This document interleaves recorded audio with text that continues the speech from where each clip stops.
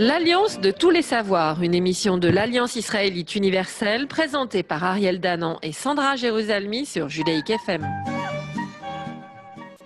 Bonjour, bienvenue dans ce nouvel épisode de l'Alliance de tous les savoirs, l'émission d'actualité de l'Alliance israélite universelle. Ariel Danan au micro, comme d'habitude depuis quelque temps maintenant, nous sommes confinés et nous enregistrons cette émission avec quelques jours d'avance justement à cause du confinement. Et j'ai le plaisir évidemment de retrouver comme tous les 15 jours ma complice Sandra Jérusalemi. Bonjour Sandra. Bonjour Ariel. Vous êtes coordinatrice de l'enseignement supérieur de l'Alliance et ensemble, nous allons évoquer nos actualités autour notamment des écoles, de la bibliothèque, de l'enseignement juif et des activités culturelles. Et pour cela, nous avons deux invités. Tout d'abord, Fanny Arama. Bonjour Fanny. Bonjour. Nous avons le plaisir de vous accueillir. Nous vous retrouverons dans la deuxième partie de l'émission puisque vous allez animer un cycle de 2 séances autour de l'écrivaine Hélène Cixous. Nous y reviendrons un tout petit peu plus tard. Mais nous allons commencer l'émission avec le professeur Armand Abécassis. Bonjour Armand. Bonjour Ariel. Bonjour. Très content de vous retrouver aujourd'hui, même si ce n'est pas dans un studio, mais uniquement à travers l'écran. Vous êtes professeur émérite de philosophie. Vous êtes le directeur des études juives à l'Alliance israélite universelle, le principal animateur, oserais-je dire, l'âme de la synagogue de Legno, rue Michel-Ange dans le 16e, également le directeur de notre Beth Midrash. Et donc, comme tout le monde, vous vous êtes mis à la vidéoconférence pour maintenir des activités depuis le début du confinement et notamment votre principal cours se déroule maintenant tous les lundis soirs. Vous faites un cours sur les Pirkei Avot, mais d'après le commentaire du Maharal de Prague. Et donc, est-ce que vous pourriez un peu nous donner des détails à la fois sur ce cours, sur l'intérêt du texte des Pirkei Avot et en plus avec le commentaire du Maharal de Prague? Oui, j'ai choisi le commentaire du Maharal de Prague, comme vous dites, sur les Pirkei Avot, c'est-à-dire ce qu'on traduit d'habitude par le chapitre des pères, et qui n'est en fait qu'une partie de la Gemara, du Talmud, qui n'a pas du tout sa Gemara. Il y a juste la Mishnah, sans commentaire, et qui finalement nous déroule la chaîne de la transmission depuis Moïse jusqu'au dernier rabbin dans la Gemara et plus tard aussi. Et chaque rabbin, chaque maître énonçait en général en 3 propositions la synthèse de l'esprit dans lequel il interprétait, il comprenait le judaïsme. C'est pourquoi on l'appelle Pirkei Avot. Av, ce n'est pas simplement Abraham, Isaac et Jacob, dit le Maharal, mais Av, c'est-à-dire le réfléchir, et il nous fait réfléchir, c'est l'une des raisons pour lesquelles j'ai choisi, il nous fait réfléchir sur ce que veut dire la paternité, oui, qui est le concept fondamental de l'articulation essentielle de la transmission. Être père, c'est savoir recevoir et surtout savoir transmettre. Alors le père est père, et pas simplement biologique, mais le rabbin peut être également un père puisqu'il est un maître et qu'il a quelque chose à dire aux élèves, aux disciples qui, eux, viennent chercher chez lui ce qu'ils n'ont pas. Donc il y a une dissymétrie qui implique par conséquent, qui engage au respect. Respect de la distance et du savoir que l'autre a et que je n'ai pas et que je cherche chez lui. Donc il doit me respecter en tant que disciple, pas à son niveau, et il doit, de telle manière qu'il réponde à ma question là où je la pose, dans mon terrain à moi, avec mon expérience et ma capacité d'écouter, et aussi, et de même inversement, il faut que je le respecte, parce que précisément, il a quelque chose où il est quelqu'un que moi je ne suis pas ou que moi je n'ai pas. Alors, j'ai choisi aussi le Maharal de Prague parce qu'il me paraît être vraiment un modèle possible. Ce n'est pas le seul, mais c'est un modèle possible pour l'actualité, vous voyez, ici, depuis la Renaissance, de ce que veut dire le rabbin.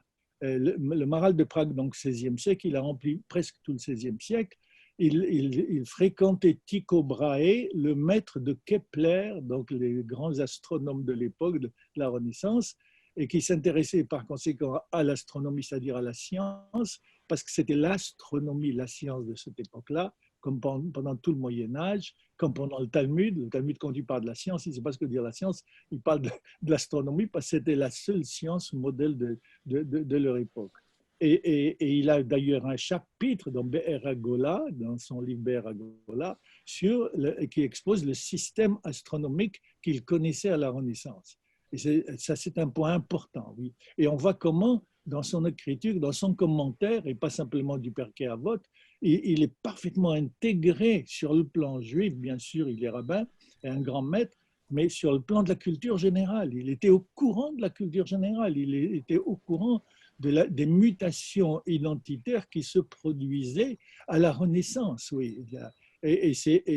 Par exemple, c'est à ce moment-là que l'Occident est en train de découvrir la possibilité d'exprimer les expériences physiques, la nature, le monde, écrit, disait-il, comme un livre, donc en langage mathématique. On comprend que c'est le langage mathématique qui peut le mieux nous dire la nature des choses qui se passent autour de nous. Vous voyez ici. Et lui, précisément, il aborde ce problème, et ce n'est pas par hasard qu'on a inventé, ou peut-être, je ne sais pas, ceux qui croient que c'était vrai, et on a inventé la légende du golem. Que dire le golem? Et il comprend que l'application du langage mathématique à la nature, à la loi de la nature, va permettre à l'homme une puissance énorme jusqu'à fabriquer des automates. Et c'était précisément la période à la Renaissance où venaient d'Italie, oui, ces poupées mécaniques qu'on remontait et qui marchaient tout seules, c'est-à-dire automates. Il a compris que cette capacité par les mathématiques de créer des machines était dangereuse et en même temps nécessaire. Et qu'est-ce qui se passe? Eh bien, le Shabbat, qui nous permet de décrocher par rapport à la machine, de telle manière que nous ayons besoin de la machine, mais qu'elle ne puisse pas nous maîtriser, qu'on lui impose à nous de notre histoire. Voilà donc très rapidement, bien sûr, je comprends, très rapidement pourquoi j'ai choisi le Maharal pour le cours du lundi. Et ça promet des enseignements passionnants, des enseignements qui ont déjà ravi plusieurs semaines de public, et les gens continuent de s'inscrire pour la suite de ce cours. On a dépassé les 100 inscriptions pour le prochain cours demain, et on va du coup poursuivre avec un live Facebook pour que tout le monde puisse profiter de ce cours. Comment est-ce que vous expliquez cet enthousiasme pour les études juives, pour votre cours en particulier, dans ce contexte justement de confinement? Et notamment, alors il y a sûrement un parallèle à faire avec le fait que les synagogues soient fermées. Comment est-ce que vous expliquez cet enthousiasme? Oui. C'est vrai, je termine parce que vous avez fini également. Je commence par la phrase que vous avez prononcée maintenant en dernier lieu. C'est une aberration qu'une synagogue soit fermée.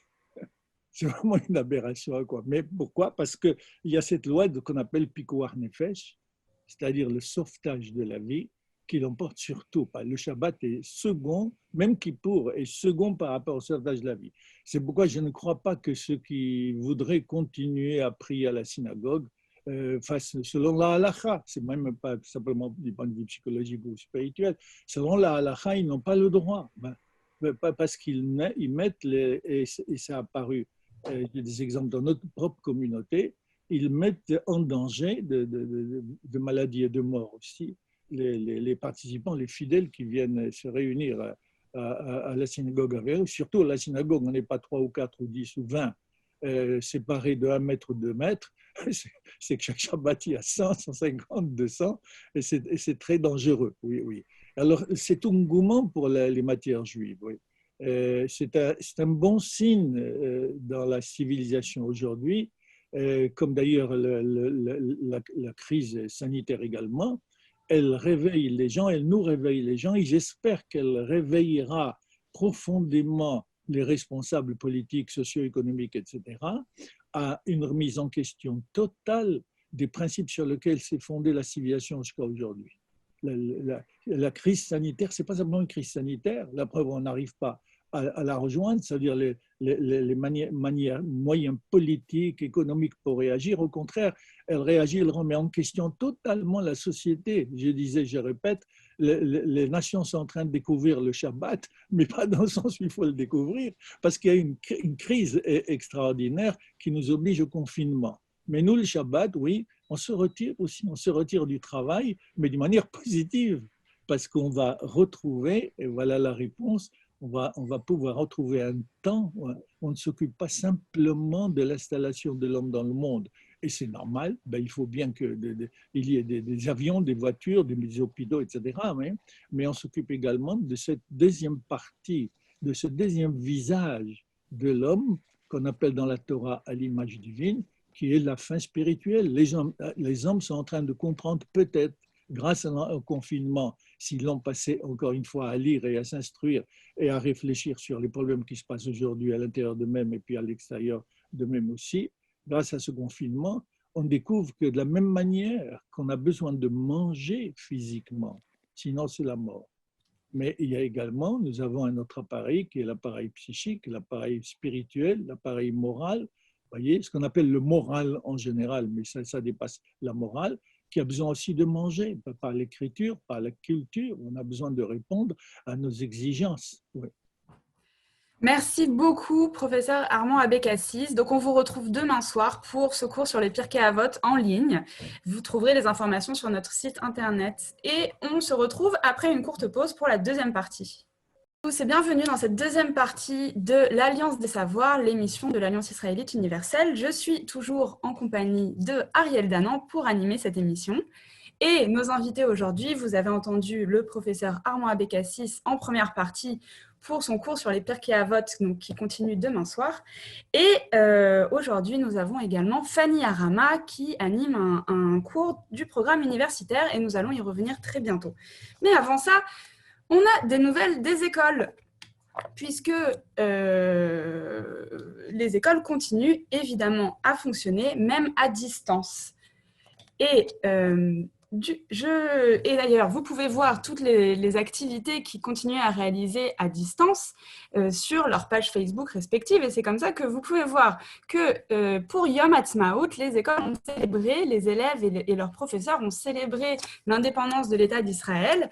Alors, de différentes manières, à PSB, à Pavillon-sous-Bois, à l'école de Pavillon-sous-Bois, les élèves ont pu participer à une soirée festive, un concert, et ont pu chanter également. Alors sur Zoom, ça donne ce que ça donne, mais ça permet surtout de retrouver le collectif, d'être ensemble pour Yom Ha'atzmaut. À l'école Rachi, dans le 17e, confiné, les élèves ont chacun chez soi réalisé des drapeaux d'Israël avec ce qu'ils avaient sous la main. Et puis encore à Pavillon-sous-Bois, et là ce n'est plus pour Yom Ha'atzmaut, mais les activités quotidiennes, l'école de Pavillon-sous-Bois a mis en place un programme artistique à la maison, et notamment les classes de CE1. Et vous pouvez voir sur leur page Facebook toutes les activités qu'ils ont mis en place avec des axes symétriques, donc on voit le ludique et l'artistique, de manière originale d'apprendre. On a vu également le Getty Challenge Museum, où donc les enfants ont reproduit des œuvres d'art, des peintures, des chefs-d'œuvre de la peinture. Ils les ont reproduits en conditions à la maison. Donc vous pouvez voir toutes les photos de ce qu'ils ont pu faire. Et encore beaucoup de choses à découvrir sur leurs pages Facebook respectives. Et également, sur les écoles d'ailleurs, les écoles, puisque les écoles devront rouvrir bientôt, en attendant, l'Alliance réagit et met en place un fonds d'urgence pour aider les familles qui ne peuvent plus qui ne peuvent plus payer les frais d'inscription. Alors oui, exactement, Sandra, puisqu'il y a deux axes qui sont menés prioritairement en direction des écoles. Il y a toute la partie pédagogique dont nous venons de parler. Il y a aussi un autre axe qui est le fait que les écoles, effectivement, vont devoir rouvrir, mais chaque jour nous apporte des informations un petit peu différentes.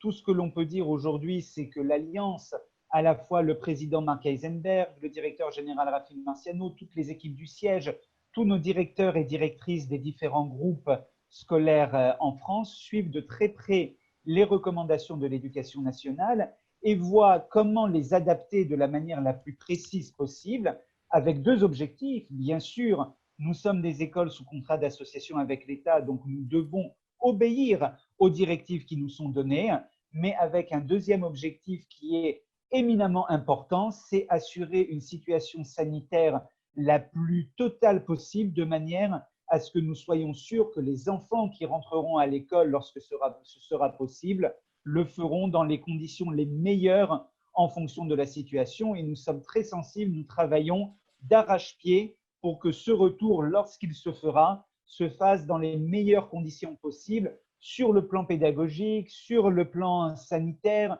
sur la question notamment de la manière dont les enfants vont arriver à l'école, la manière dont tout sera géré à travers les différentes écoles, en faisant de tout petits groupes, en étant même plus strict que ce que demande l'éducation nationale. Tout cela parce que, comme le rappelait le professeur Armand Abécassis, il n'y a rien de plus important que la santé, évidemment. Et puis le deuxième axe, nous sommes conscients qu'il y a beaucoup de parents qui ont des difficultés financières. Nous sommes face à une crise financière absolument terrible. L'Alliance est également en crise financière et notre déficit est important, mais nous avons décidé de mettre en place un fonds d'urgence de plusieurs centaines de milliers d'euros à l'initiative du président Marc Heisenberg, et nous avons besoin de l'aide de tous les donateurs pour faire des dons, même les plus petits ou les plus importants. Nous en avons besoin pour permettre à ceux qui n'ont pas la possibilité de payer les écolages jusqu'à la fin de l'année d'être aidés, étant entendu que bien sûr tout ce que nous avons pu rembourser aux parents, cela va être fait puisqu'il n'y a plus de transport scolaire depuis 2 mois, il n'y a pas eu de cantine, toutes sortes de petites dépenses qui finalement n'ont pas eu lieu et dont les sommes vont être remboursées aux parents d'élèves. Nous travaillons de manière extrêmement dure et de manière acharnée pour que cette période se finisse de la manière la plus sereine possible pour tous. Alors évidemment, nous avons surtout un programme culturel qui s'enrichit en vidéoconférence. Nous avons parlé du cours d'Armand Abécassis et je suis très heureux que nous reprenions le programme universitaire de nouvelles recherches. C'est la 2e année que Fanny Arama enseigne chez nous. Vous êtes doctorante en littérature, sur le point de soutenir votre doctorat d'ailleurs. Et cette année, alors, nous avions prévu un cycle en présentiel. Vous avez accepté de le réaliser en vidéoconférence et vous avez choisi de nous parler, Fanny Arama, de l'auteur Hélène Cixous. Oui, bonjour, effectivement. Merci de m'accueillir pour cette 2e année. Je suis vraiment très, très heureuse de participer à ce programme universitaire. Donc, je travaille sur les questions en littérature, mais aussi en histoire littéraire, en histoire des formes, sur le tissage entre l'écriture et l'identité en général. Donc, cette année, mon cours s'intitule, j'ai intitulé mon cours Hélène Cixous d'un siècle à l'autre, mais en réalité, le véritable titre aurait pu être l'écriture ou la vie, ou l'écriture comme la vie, puisque Hélène Cixous entretient un rapport absolument vital à l'écriture, au fait de nommer, puisque nommer revient pour elle, a-t-elle écrit dans un texte, à garder en vie ou à faire reculer l'oubli. Donc, évidemment, issue d'une famille juive allemande et d'une famille juive algérienne, pour elle, le fait de nommer et le fait de ressusciter, d'évoquer la mémoire et tous ces enjeux sont voilà, des notions qui apparaissent tout au long de son œuvre. Elle a l'habitude de dire je suis juif quand je veux et quand il le faut. Alors, on s'intéressera à ces déclarations, mais en tout cas, ce qu'on peut noter, c'est que Hélène Cixous est une femme politiquement très engagée et son œuvre travaille, et je dirais même que son œuvre pétrit, malaxe la question de l'identité à travers la question de la famille, du devoir, la question de l'autre, de l'histoire, de la petite comme la grande dans la grande ou la grande dans la petite, on verra. Voilà, donc c'est une œuvre extrêmement riche. Hélène Cixous est née en 1937. Elle a écrit plus d'une 60aine d'ouvrages dans des domaines extrêmement variés, que ce soit la littérature, la philosophie, la psychanalyse, le théâtre, l'art en général. Je ne vais pas tous vous les citer et il serait vraiment très difficile de choisir parmi ces ouvrages. Personnellement, voilà, je trouve qu'on tombe dans sa littérature comme on tombe dans un abîme, et c'est vraiment très difficile parce que pour moi, tous ces ouvrages sont capitaux, en fait, il faut tout lire. Donc, pour revenir un petit peu peut-être sur son parcours, parce que c'est important pour comprendre son écriture, Hélène Cixous est agrégée d'anglais Elle est docteure d'État. Elle a fait une thèse sur James Joyce, qui est un autre monstre de la mémoire et du monologue intérieur aussi, puisque l'écriture du monologue intérieur est une constante dans l'œuvre d'Hélène Cixous. Elle a enseigné et créé des enseignements, notamment à l'université de Vincennes, où elle institue le premier doctorat d'études féminines. Alors, ce que je peux dire aussi, pour un petit peu faire en sorte que vos éditeurs la cernent, c'est qu'elle a rencontré Jacques Derrida en 1963, et cette rencontre a été décisive et elle a scellé une relation littérairement, intellectuellement et on va dire d'un point de vue scriptural très féconde. Voilà. Alors, de quoi vais-je parler exactement? Parce que je ne vais pas pouvoir aborder tout Hélène Cixous. Je vais parler de la question des voix, puisque quand vous lisez Hélène Cixous, vous entendez non seulement sa voix, mais aussi toutes les voix qu'elle ressuscite, qu'elle invente parfois, et ces voix sont juives. Je parle de voix car dans mon cours, j'insisterai sur un aspect de son œuvre qui m'a frappée quand je l'ai lu. Il s'agit de ce qu'on appelle la catabase. Alors la catabase, c'est un motif des épopées grecques, signifie en grec le fait de descendre, l'action de descendre, le fait de descendre aux enfers notamment, au-delà du monde des vivants pour entendre les voix des vivants, des morts vivants, les voix de l'au-delà d'où on revient bouleversé. L'œuvre d'Hélène Cixous s'apparente, à mon sens, à une gigantesque catabase, une descente dans l'au-delà pour aller récupérer non seulement la voix des morts, mais aussi la voix de ceux qui ne sont plus visibles, qui n'appartiennent plus au temps présent, qui flottent dans les limbes de la mémoire. Voilà, les œuvres d'Hélène Cixous, notamment ses romans, ressuscitent ces voix perdues. Et comme dans les épopées, cette catabase est une sorte d'épreuve initiatique. C'est-à-dire que celui ou celle qui descend est missionné et représente le destin d'un peuple. Et voilà, c'est selon moi l'orientation des œuvres d'Hélène Cixous. Donc on verra dans quelle mesure l'œuvre d'Hélène Cixous correspond à toutes ces données. Merci beaucoup Fanny Arama. C'est un cours qui va débuter demain soir en vidéoconférence et sur lequel vous pouvez évidemment vous inscrire. Et c'est donc l'occasion pour conclure l'émission, Sandra, de rappeler le calendrier des prochains jours.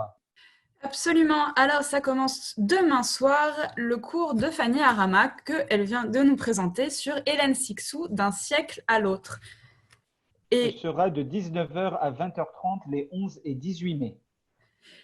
Également demain soir, la suite du cours de Liliane Vanna au SNEJ, donc pour les 20 à 35 ans, sur le thème Amour, désir, sexualité et mariage, qu'en dit la halacha, la loi juive, de 20h à 22h. Et le dernier cours sera également le 18 mai. Et donc, nous continuons toujours le lundi soir.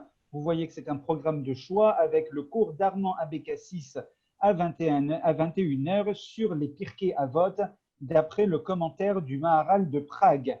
Également, vous rappelez que chaque semaine, la Bibliothèque de l'Alliance publie une newsletter avec beaucoup de documents numérisés à découvrir du fait que pour l'instant, la Bibliothèque de l'Alliance reste fermée. Et la dernière newsletter était consacrée à la santé et à toutes les actions de santé réalisées dans les écoles de l'Alliance depuis la création en 1860, notamment dans le cadre en partenariat avec l'OSE en Afrique du Nord, tout ce qui a été fait pour la santé des enfants à l'Alliance de 1860 jusqu'à aujourd'hui. Alors, nous retrouvons toutes nos informations, Sandra, sur notre site internet www.aiu.org, également sur Facebook Alliance israélite universelle et par téléphone 01 53 32 88 55. 01 53 32 88 55. Vous pouvez ainsi vous inscrire pour toutes nos activités culturelles. Il est vraiment important de s'inscrire à l'avance pour recevoir le lien de la vidéoconférence et également pour nous soutenir dans cette période extrêmement difficile. Nous comptons sur votre générosité. Restez confinés malgré tout, faites bien attention à vous et à dans 15 jours. L'Alliance de tous les savoirs, une émission de l'Alliance israélite universelle présentée par Ariel Danan et Sandra Jérusalemi sur Judaïque FM.